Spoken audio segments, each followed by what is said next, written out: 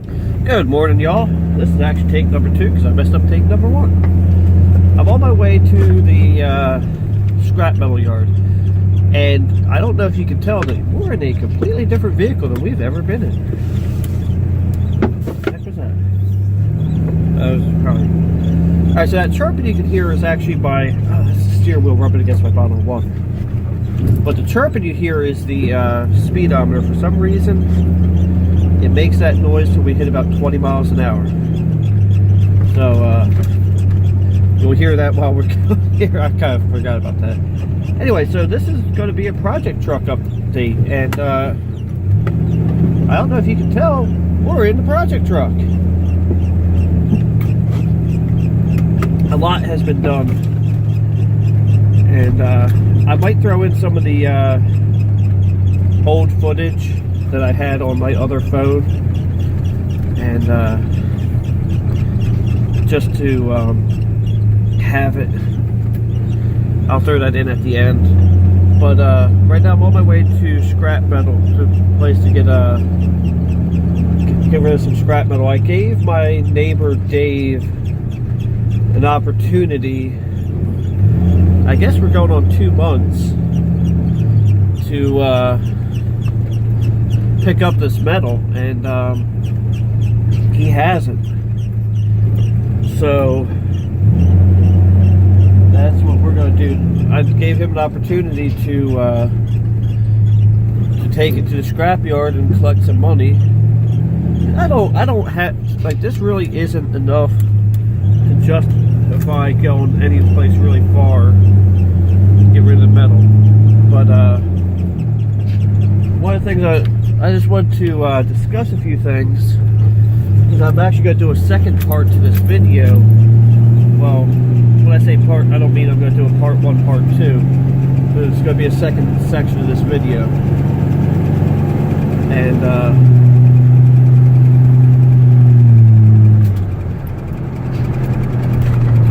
yeah, my speedometer is in bad shape apparently. But I wasn't able to hear it over the music yesterday. But anyway, so there's a few things I want to discuss. And number 1 is, holy cow, I've owned this truck since 2002. And a few things about it is it's never driven this good before. I still haven't put the new shocks on the back yet. That's coming. I still need to order those at some point. I don't know how much you can actually hear me over the road and the exhaust and all that, but that's why I'm not going to do this very far. One of the things I need to do to this truck actually is do the exhaust system on it, like I did the blue truck.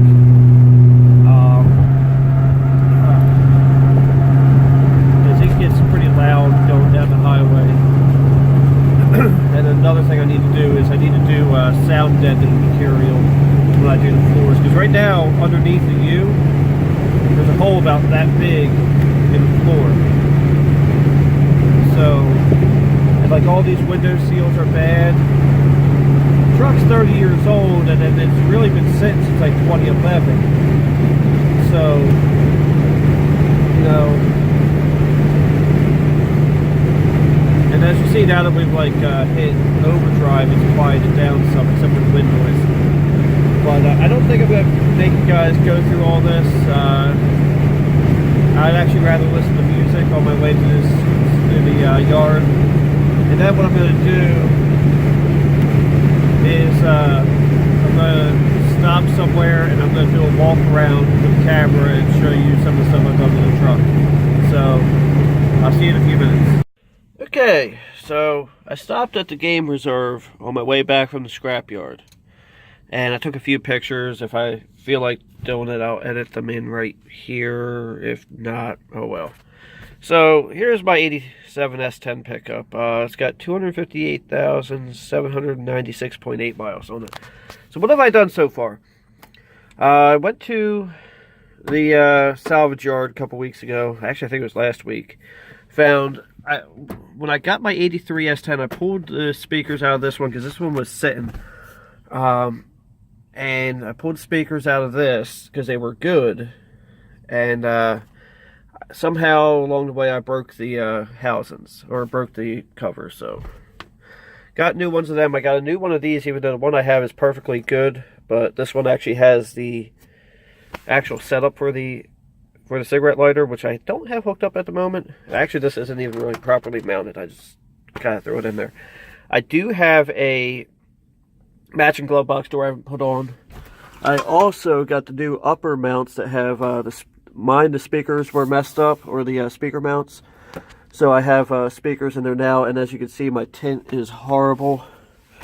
That's from sitting in a field for 4 years. I did put some temporary bump in here. I got this stuff as a clearance stuff at my store. It's all a mess because I still have a lot of work to do. I'm thinking I might go see if the truck's still there. I might pull the whole dash because, as you can see, this is pretty bad from sitting. The headliners fallen. The other thing I got is I got the mirror that has the map lights on it, so I'm going to put that in too. This headliner is in very bad shape. It really wasn't that bad when I parked the truck. I'm also thinking I'm going to get, that truck also had really nice door panels that were red, just like these, and they had the carpet and the cloth and all that, so if they're still there, I might get them. Now that's for what I've done on the inside. On the outside, actually I might have to start this up and turn the wheel. I had to wait for the smoke to clear because I had some fun when I first came in. Alright, so what have I done? Let's get under here. I don't care. So this never had a sway bar. It does now. Brand new upper and lower control arms with ball joints. He didn't do that. Brand new tie rods and center drag link and the idler arm over there. I just realized the guy did not do one thing I asked him to do, and I'm a little upset right now. All new brakes, calipers, pads, rotors, bearings, seals. New sway bar links, obviously, because this never had sway bar links. The only problem is, and I really need to do something about it, is, I don't know if you can see it, the control arm hits the wheel. And, but only if you turn really, really sharp, like I am right now. So, other than that, I'm not really, there's really no, so that's kind of what the big deal was, is that was a vast majority of the reason why the thing was sitting, was the front end work. Haven't really done much under the hood. Sorry for the crappy camera work, but it is what it is. I've been working on this quite a bit. That needs to not happen that way. I really need to fix that. I noticed that this cable had fallen. I had a zip tie on it at one point. I don't know whatever happened to that. So I'll fix that at some point. I did valve cover gaskets, did an oil change, air filter. The other big thing, and this is a big thing, is the steering shaft right here. The old steering shaft had a rag joint right about there. This one has two U-joints, one up front, one at the back. Or one up front and one up by the column. And actually I'll leave this up for you. And what happens with them is you can literally turn the wheel like this much before the wheels turned. That was dangerous. So what do I have left to do? I'm glad you asked. This side of the truck, I got sideswiped a long time ago. I thought I was helping it by doing that, but I wasn't.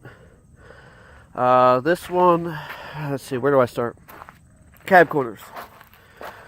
This one's obviously very bad.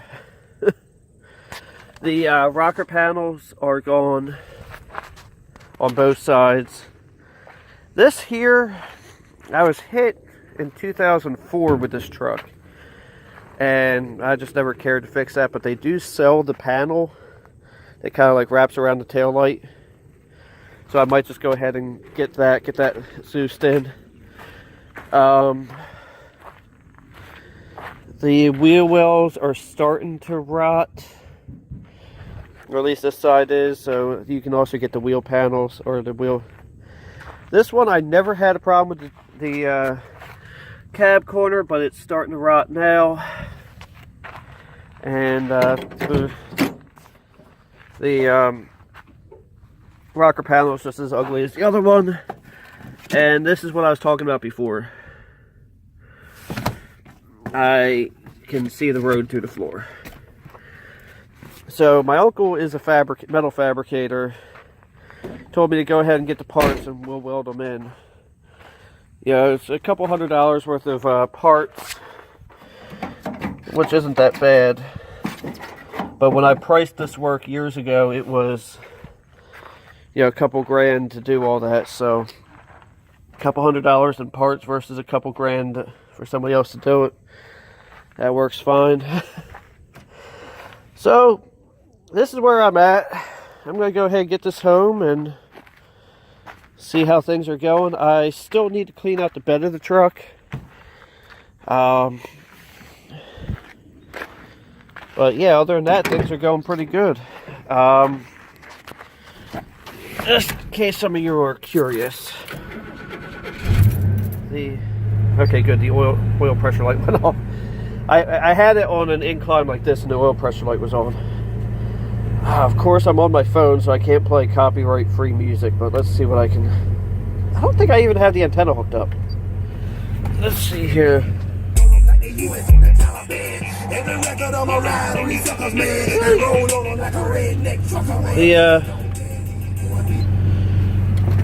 The protection kicked on the amp. I thought this amp was supposed to be like perfectly matched for this thing.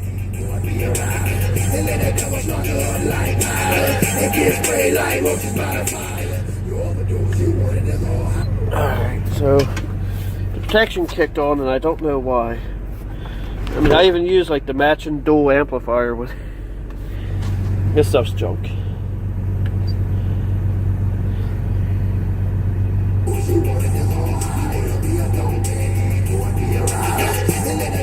Okay, I don't know what's going on. It's just going instantly to protect.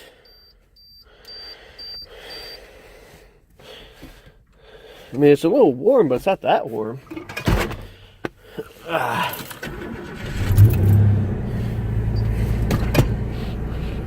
Oh, now it's on.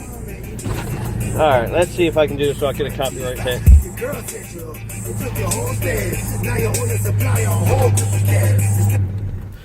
Alright, so I'm not going to start it up this time. As soon as the music hits, it starts, see this? And this thing has been sounding really good the whole time I've been,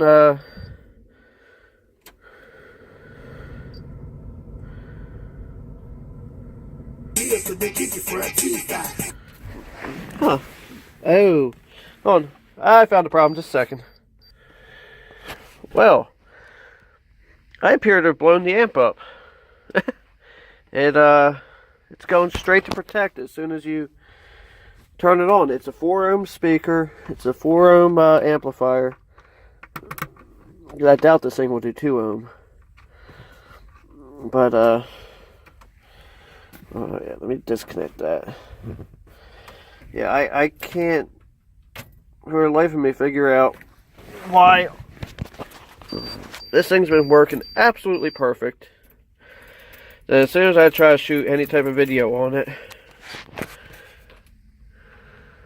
Yeah, even with the speaker disconnected, it goes straight to protect. Well then, I guess this cuts short my my video on this on the stereo system on it. Well, anyway, thanks for watching. Have a blessed day. Don't forget to like, comment, and subscribe.